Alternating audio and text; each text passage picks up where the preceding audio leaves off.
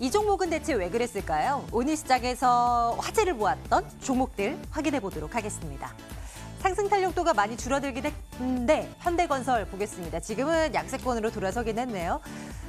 최근 들어서 흐름이 그래도 괜찮은 건설주들입니다. 대형 건설사 중에서도 이제 현대건설의 주가도 최근 들어서 괜찮아요. 기관 투자자들의 러브콜이 연일 유입되는 가운데 해외 수주에 대한 기대감도 있고 올 한 해 실적이 꽤 나쁘지가 않을 것이다라는 분석도 나오고 있습니다. 4거래 연속의 상승 하나 했는데 지금은 약세권으로 돌아선 현대건설 확인하고 가겠습니다.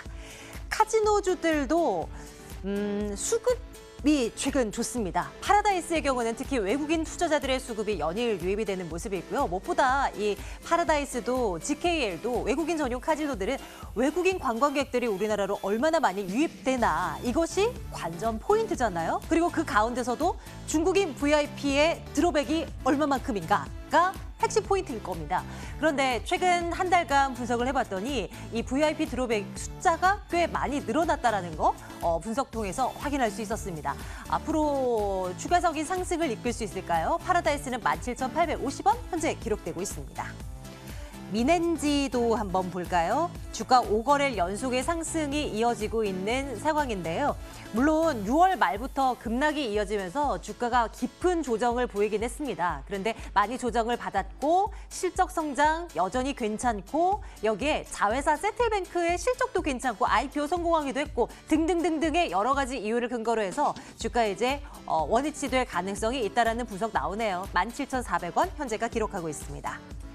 5G 통신 장비주들 요 며칠 못 본 것 같아요. 그중에 하나 챙겨보도록 하겠습니다. 다산 네트워크스 볼 건데요.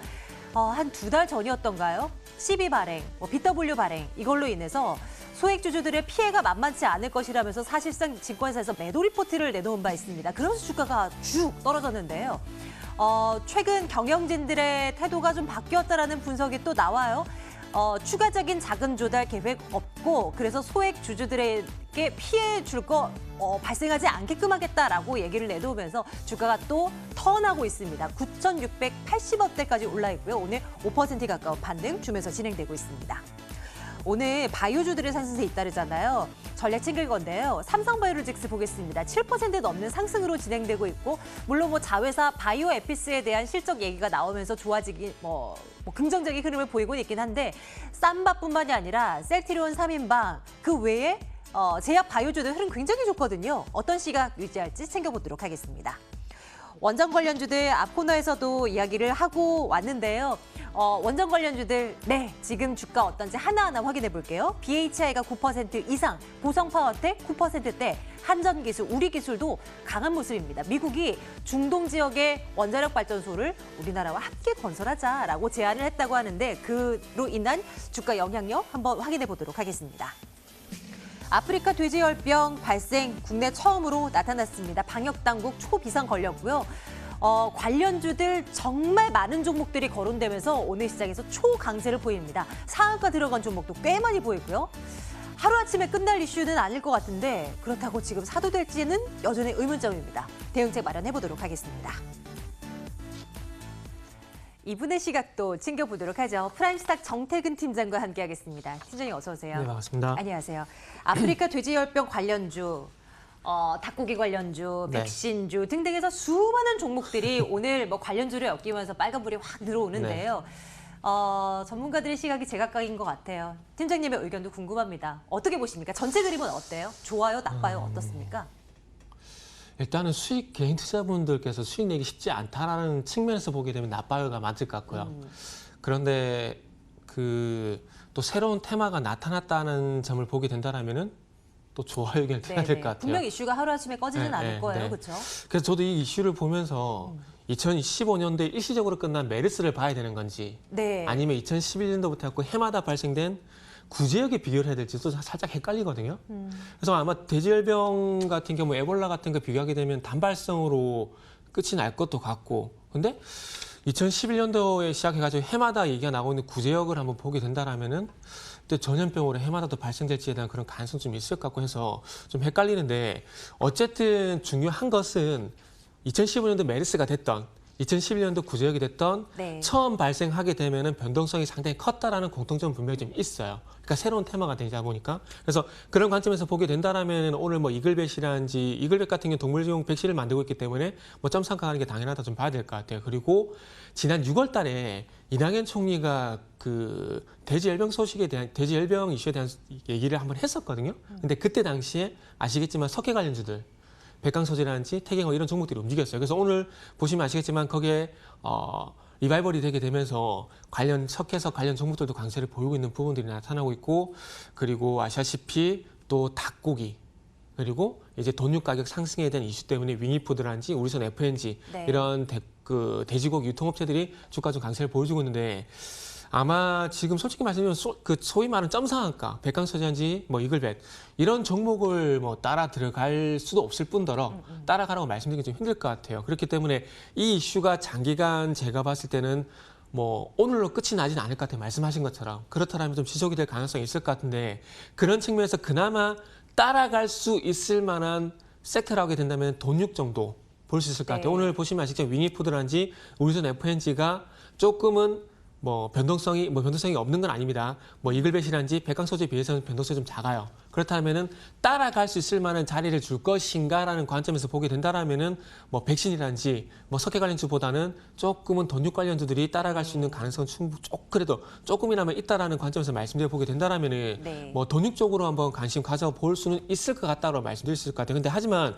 제가 항상 말씀드리지만은 이런 종목들을 따라가라고 좀 말씀을 드리지는 않잖아요. 그렇기 때문에 요거는 어찌면은 본인의 어떤 영역이라고 좀 봤을 때 네. 뭐 굳이 따라가는 전략을 본다라고 보긴다면은 돈육 가격 정도 할 수 있는 위닝푸드라든지 우리선 FNG 정도만 말씀드릴 수 있을 것 같아요. 하지만 기술적으로 수익 내기가 쉽지 않다는 관점에서 말씀을 드린다라면은 뭐 투자 의견은 뭐 나빠요를 들 수밖에 없을 것 같아요. 그나마 뭐 육가공 업체들이라고 네네. 하나요? 몇몇 종목들은 볼 수 있으나 이마저도 투자 성향에 따라 또 달리 전략을 세울 수도 있긴 하겠지만 대부분의 경우는 또 그리 추천하지는 않는 듯한 그런 그렇죠. 목소리를 좀 높이시는 것 왜냐하면은 같아서요. 지난주같이 롯데케미칼이나 만도 같은 종목도 충분히 수익을 낼 수가 있거든요.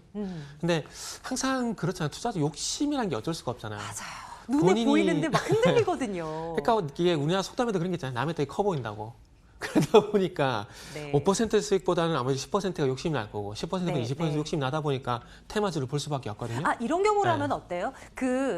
중국의 그 돼지열병 ASF의 그 발생 이후에 우리나라 뭐 관련주 백신주들 막 움직였을 네네. 때 그때 고점에서 매입을 하셨던 분들, 그래서 손실을 정말 많이 경험하고 못 팔고 계셨던 분들은 지금을 매도의 기회로 삼아도 되는 거죠, 당연히.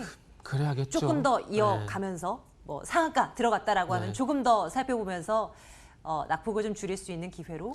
아마 오늘 점상한가 많이 갔기 때문에 뭐 이틀 제가 볼 때는 하루 이틀에 꺾이지는 않을 것 같아요. 그렇다면은 뭐 손실 정도에 따라 틀리겠지만 네네. 말씀하신 대로 조금 그런 기회로 삼아야 되지 않을까라는 생각이 들고요. 거기서 또 물타기 하라는 얘기는 또 못 드리겠네요. 조심스럽게 이 탈바를 들여다볼 수밖에 없습니다. 이 정도로 하고 다음 이슈로 넘어갈게요. 원전 관련주들 보겠습니다. 네. 정부 정책은 반원전을 향해 있습니다. 네네. 그러면서 주가는 관련주들 참 많이 떨어졌고 보지도 않았습니다. 네. 그런데 이제 미국이 움직이면서 관련주들 또 튀어오릅니다. 이제는 봐도 될지 어떤 시각이세요? 그렇죠. 어찌 보면은 국내 어떤 탈원전을 이제 해외에서 돌파구를 마련할 수밖에 없을 것 같아요. 그리고 오늘 소식 나온 부분들을 아시겠지만 한국형 경수로 APR 1400이 미국의 설계 인증을 받았습니다. 그만큼 기술이 좋다는 얘기죠. 그래서 이 기술을 썩히기는 아깝기 때문에 뭐 트럼프가 진짜 할지 안 할지 모르겠지만 어쨌든 사우디 쪽에 지금 사우디와 미국의 어떤 관계를 보게 된다면 가능성이 전혀 없다는 걸 보기는 힘들 것 같아요. 그렇다면은 사우디 쪽에 원전에 만약에 진출하게 된다면 상당히 큰 모멘텀이 될 것 같아요. 실내로 이것도 지금 앞 이슈와 앞 첫 번째 종목과 마찬가지로 예전에 어떤 그 사례를 한번 참고를 해보자면은 2009년도에 UAE 원전 수주 당시에 상당히 큰 폭의 상승이 있었던 거 아실 겁니다. 너무나 좀 오래돼 버렸는데 한 10년 전인데 그때 당시에 UAE 원전 14기 수주를 하게 되면서 한전 기술이라든지 원전 관련들이 말 그대로 빵빵 날아갔거든요. 그렇기 때문에 그때 당시 14기 정도에 4조 6천억 정도 제가 기억을 하고 있는데 만약에 40기가 말 그대로 다 수주가 되게 된다면 10조 원가량이 됩니다. 그렇다면 한전기술이라든지 BHI인지 에너토키 이런 종목들이 안 갈 수가 없어요.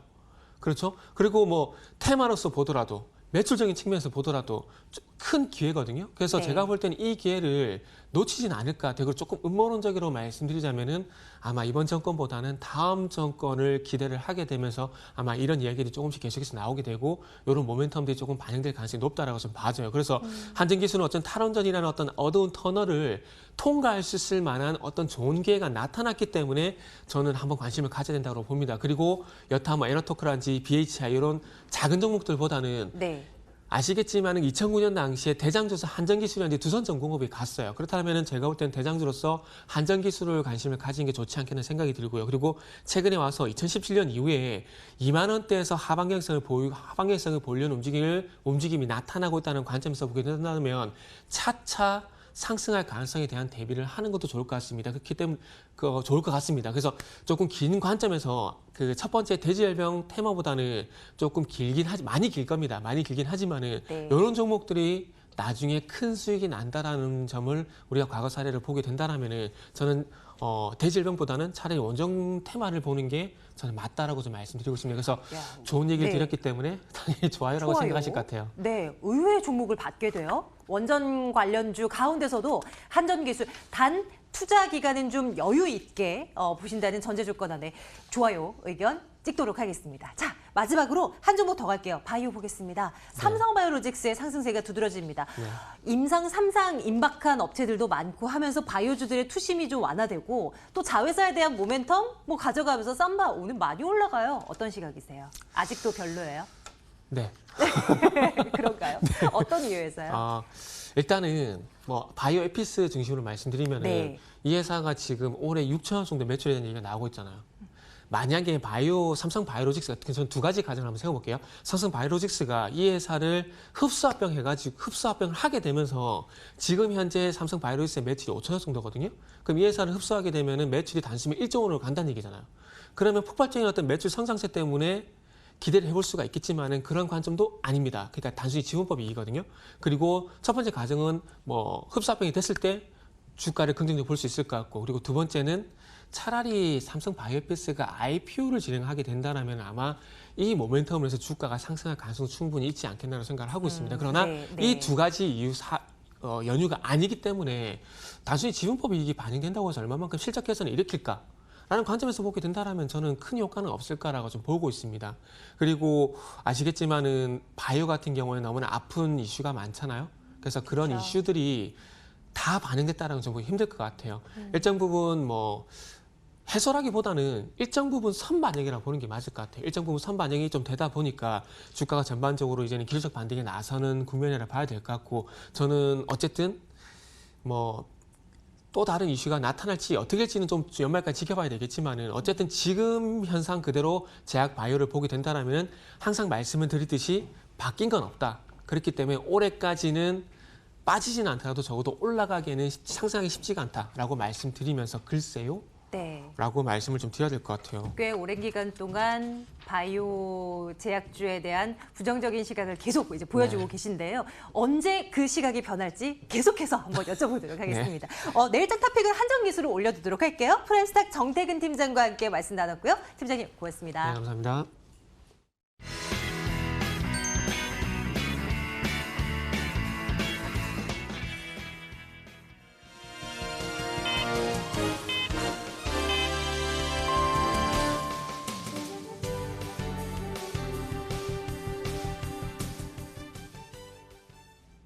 (9월 17일) 화요일 거래 마쳤습니다. 오늘 거래소에서는 3개, 코스닥에서는 9개 종목이 상한가를 기록했는데요. 모두 한 테마와 관련된 종목들이었습니다. 많이들 들으셨다시피 오늘 새벽 파주에서 국내에서 처음으로 아프리카 돼지열병이 발생했습니다. 어제가 남북 경협주, 정유주들이 급등세를 보였다며 오늘은 아프리카 돼지열병 관련주들도 과월의 썰림 현상이 강하게 나타났는데요. 관련주 4가지 정도로 정리를 해봤습니다. 현재 백신이 없어서 할 수 있는 1위 방역과 예방 정도라고 합니다. 백신을 개발하고 있는 기업들로 급등세가 나타났는데요. 이글벳 상한가 풀리지 않으면서 거래 마쳤습니다. 우진 BNG와 이글벳 모두 거래 초반에 바로 상한가로 직행하는 모습입니다. 우진 BNG 역시 가격 제한폭 유지하면서 3,165원의 주가 기록했습니다. 다음 장 넘어가서 백신 관련주 조금 더 보시죠. 제이바이오와 대성미생물 역시 상한가 풀리지 않으면서 거래 마쳤습니다. 제이바이오 5,410원의 주가 기록했고요. 대성미생물 역시 긍정적인 흐름 보이면서 2850원의 주가 기록한 모습 확인해 보고 있습니다. 다음은 이 방역에 쓰이는 석회와 시멘트 관련주도 한번 보시겠습니다. 아프리카 돼지열병이 이 치사율이 100%이기 때문에 무엇보다 예방이 가장 중요하다라고 하는데요. 이 석회와 시멘트에 대한 수요가 앞으로 급등할 것으로 예상이 되고 있습니다. 백광 소재 오늘 거래소에서 가장 흐름이 좋았던 종목이었습니다. 상한가 풀리지 않으면서 거래 마쳤습니다. 5,020원의 주가 기록했고요. 한인시멘트는 후장 들어서 상승분 모두 반납하고 하락으로 전환됐습니다. 2.7% 하락하면서 한인시멘트는 10만 7천 원에 거래 마감 지었습니다. 마감가 여기서 열어보시죠. 9월 17일 화요일에 마감가입니다. 양시장 모두 오늘 일단 출발은 약보합권에서 개장이 됐습니다. 코스피 2058선에서 출발을 했는데요. 일단 8거래일 연속 상승 마감을 할 수 있을지 촉각에 곤두세웠습니다. 코스피 그래도 후장 들어서 탄력이 살짝 빠졌지만 다시 빨간불 유지가 됐습니다. 0.01% 상승하면서 2000선 지지해냈고요. 2062선에 거래 마무리 지었습니다. 코스닥도 역시 약보합권에서 출발했습니다. 오늘 637선에서 거래 출발을 했는데요. 후장 들어서 탄력이 급격하게 붙어가면서 혹시 3거래일 연속 1%대 강세를 보이면서 마감할 수 있지 않을까 기대감이 불어졌는데요. 윗꼬리를 살짝 달긴 했지만 그래도 0.9% 가까이 상승하면서 644.28포인트의 거래 마감 지었습니다.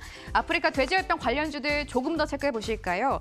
돼지고기 대신 닭고기가 대체품으로 주목을 받고 있습니다. 육계 관련주들 강세를 시현했습니다. 일단 마니커 개장 초반 역시 상한가로 가는 모습입니다. 마니커 상한가 풀리지 않으면서 거래 마쳤고요. 하림도 흐름 굉장히 좋았습니다. 3,665원까지 가격 제한폭 가득 채워가는 모습이고요. 마니커 FNG도 후장 들어서 탄력 더욱더 키워가면서 상한가 진입했습니다. 8,980원에 거래 마무리 지었고요. 세리브로도 20.55% 상승하면서 4,400원까지 주가 올라와 주는 모습입니다. 사료 관련주들 마지막으로 보시죠.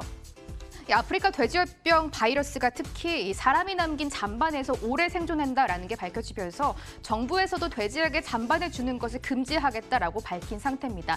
자연스럽게 사료 관련주들로 이 시세가 옮겨간 모습인데요. 우성사료 상한가 풀리지 않았습니다. 4,320원에 거래 마무리 지었고요. 한일사료는 23.28% 상승하면서 2,330원에 중가 기록했습니다. 앞서 보셨던 이 삼성 바이오로직스 포함해서 오늘 대형 제약 바이오주들 강세를 보였습니다. 한미약품도 오늘 흐름이 굉장히 좋았는데요. 미국 바이오 기업과 이중 다중 항체를 공동 개발하는 계약을 체결했다라는 소식이 들어왔습니다. 4거래일째 강세 보이고 있고요. 일단 차트 보시면 4거래일째 쭉쭉 올라오고 있습니다. 최근 들어서 저가 메리트가 부각이 되는 모습이고요. 오늘 30만 원 선을 다시 회복했습니다. 한미약품 4.87% 상승하면서 1,500원 선에 종가 기록했습니다. 녹십자 역시 흐름이 굉장히 좋았습니다. 현재 개발 중인 어린 아이에게 발생하는 이 헌터 증후군 치료제가 중국으로부터 우선 심사 대상으로 지정이 되면서 내년 상반기에 허가 가능성이 높아지고 있는 상황입니다. 일단 녹십자 3거래 연속 강세 시현하고 있는 상황이고요. 기관이 3거래일 연속 순매수를 해주고 있습니다. 녹십자 4.87% 상승하면서 11만 8,500원에 종가 기록했습니다. 마지막으로 수급까지 한번 점검해 보겠습니다. 먼저 유가증권 시장인데요. 일단 기관이 4거래일 연속 대량 매수를 해주고 있습니다. 특히 연기금이 유가증권 시장을 18거래일 연속 매수 랠리를 이어가고 있는 상황이고요. 오늘 기관은 970억 원 사들였습니다. 환율이 오늘 다시금 상승하면서 외국인들은 3거래일 연속 매도를 외치고 있습니다. 외국인 804억 원 팔아내는 모습이고요. 외국인과 동반해서 개인도 코스피 시장 321억 원 매도하는 모습 포착이 됐습니다. 코스닥 시장 넘어가서 매매 동향 한번 점검해 보시죠. 일단 코스닥 시장 보시면요. 오늘 코스닥 시장의 핸디캡이 바로 수급이었습니다. 지수가 더욱더 오를 수 있었지만 기관과 외국인이 모두 쌍끌이 매도를 하면서 외국인 371억 원 지수를 끌어내리는 모습이었고요. 기관도 동반해서 제한된 매도세지만 그래도 20억 원 매도하는 모습 보였습니다. 코스닥 시장 개인 홀로 555억 원 순매수하는 모습 확인했습니다. 마감 상황이었습니다.